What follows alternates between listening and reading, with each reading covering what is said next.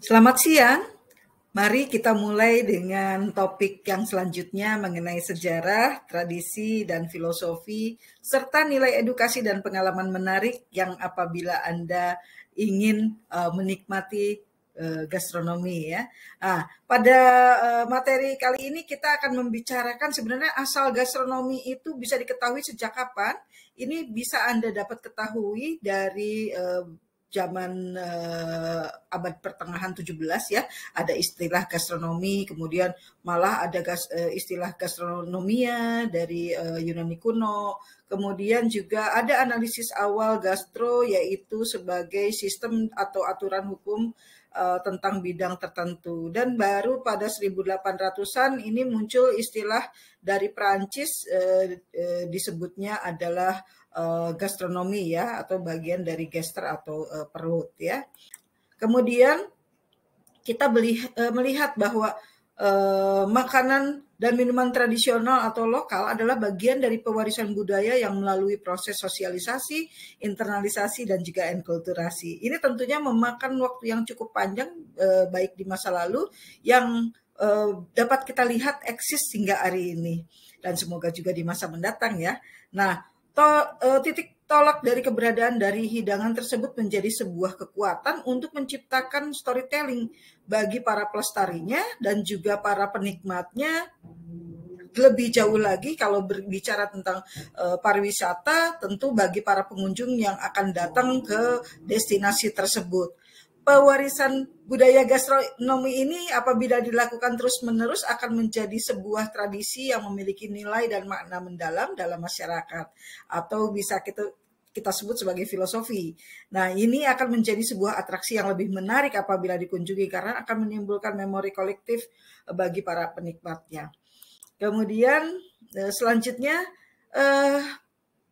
dapat diketahui dari manakah sejarah literasi gastronomi di dunia dan Indonesia.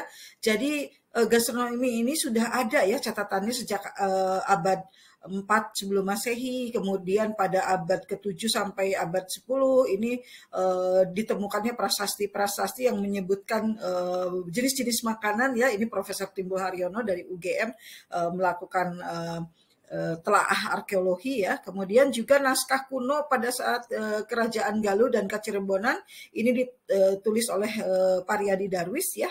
Kemudian selanjutnya abad ke-10 hingga tahun 1900-an ini dapat dilihat pada buku Jelajah Rasanya dari Pak Fadli Rahman. Dan selanjutnya juga kita bisa melihat yang lainnya pada pertengahan abad ke-17, kata kuliner berasal dari bahasa Latin culinarius, berarti kulina atau dapur. Nah, tahun 1814 eksistensi kuliner pun sudah ada pada pemerintahan Pakubuwono kelima ya di Kesultanan Surakarta dengan Serat Sentininya. Selanjutnya juga ada eksistensi kuliner di pada masa pemerintahan Hindia Belanda ya, bagaimana di Indonesia ini makanan-makanan Nusantara disajikan seperti apa. Ini buku yang ditulis oleh Pak Ahmad Sunjayadi ya. Nah, mari kita lihat lagi kalau sejarah gastronomi Nusantara ini bisa dilihat mulai ditemukan abad ke-7 sampai 10 ya, kalau dari naskah, kemudian juga dari prasasti, kemudian ini ditemukan bahwa penelitian-penelitian di Indonesia ini sudah ditemukan ya, juga catatan-catatan dari pada masa pemerintahan Hindia Belanda. Nah, yang menarik juga mulai banyak ditemukan akulturasi budaya baik dari Tionghoa, kemudian juga Belanda, kemudian Islam yang mewarnai gastronomi di Nusantara. Nah, ini kita bisa melihat paparan video pakar dari sejarah gastronomi ya, Pariadi Darwis. Mari kita saksikan. Selanjutnya kita bisa melihat lagi temuan sejarah yang ditemukan oleh Pariadi Darwis ini dimulai ya pada tahun 612 hingga pada abad ke 16 ya, tahun 1595. Ini beliau juga menulis sejarah Cirebon ya, kesultanan yang ada di Cirebon pada tahun 1518. Kemudian juga ada karya dari Ibu Nina Lubis dengan sejarah kehidupan kaum Menak Priangan tahun 1800 sampai 1942. Nah, menarik juga nih ada yang namanya sebuah tradisi yang ditetapkan oleh Bupati satu Adipati Panaukan, yaitu di Kerajaan Galuh, yang mewajibkan apabila ada pernikahan maka harus menanam pohon kelapa ya. Jadi sehingga sampai hari ini kita bisa melihat bahwa produk-produk dari berbasiskan pohon kelapa ini banyak, termasuk galendo ya, makanan khasnya. Kemudian kita bisa lihat adanya tradisi yang masih berlaku hingga hari ini di situs-situs di Ciamis seperti di Karangkamulyan, Kampung Adat Kuta, di Panjalu ya. Tradisi-tradisi ini memang masih berjalan sampai hari ini. Kemudian bila Anda ingin melihat ragam hidangan, bisa dilihat di Kabupaten Ciamis ini pada hampir 6 situs ya. Ada Kampung Kuta, Karangkamulyan, kemudian Karamat Gondoang, Astana Gondoang, Gunung Susuru, Panjalu, dan juga ada peralatan-peralatan yang menarik gitu ya. Dan kemudian juga ada etiket kalau misalnya mau menyajikan makanan harus berjumlah ganjil antara 7 atau 9 jenis ya. Tentunya semua harus didahului dengan doa oleh para sesepuhnya. Kemudian yang selanjutnya untuk di masyarakat Jawa Barat menarik kalau misalnya mau terkait dengan proses pembuatan makanan, ada 24 mantra atau jangjawokan atau jampi-jampi. Kemudian juga ada beragam mitos tentang penanaman padi. Ini menarik sekali kalau kita baca buku-bukunya ya.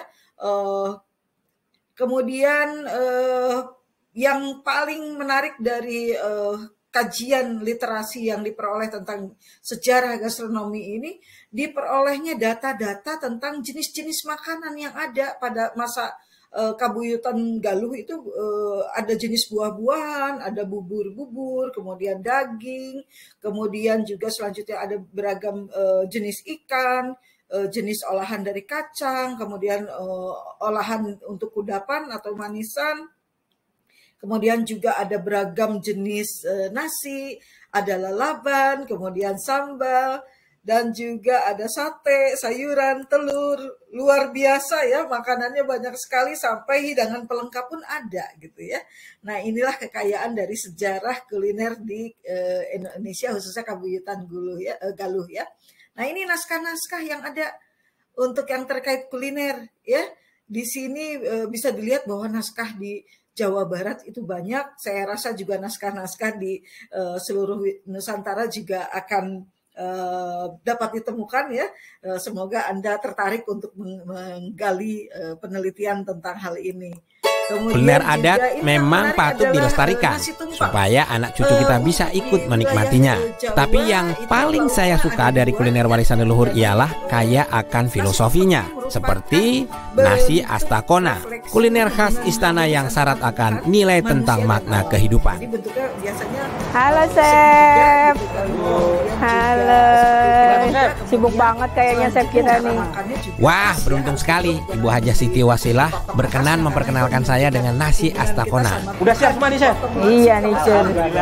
Ini apa namanya Bu tadi? Nasi astakona nih. Kemudian ada juga ini jenis-jenis tumpeng ini di Nusantara itu banyak ya jenisnya, dan ada perbedaan untuk di kawasan Pulau Jawa lainnya. Kalau lauknya biasanya di luar, kalau untuk di Jawa Barat itu tumpengnya malah lauknya di dalam ya. Ini banyak sekali menarik bisa ditemukan. Kemudian ada nasi hidangan nasi yang menarik juga di Balikpapan ya. Itu ada nasi astakona yang disajikan pada hari-hari besar. Jadi ada 3 tingkat yang bisa dilihat di sana. Kemudian selanjutnya ini filosofinya ya. Tadi sudah saya sampaikan bahwa ini ada menunjukkan filosofi dan hubungan kosmogonis antara Tuhan, manusia, dan alam.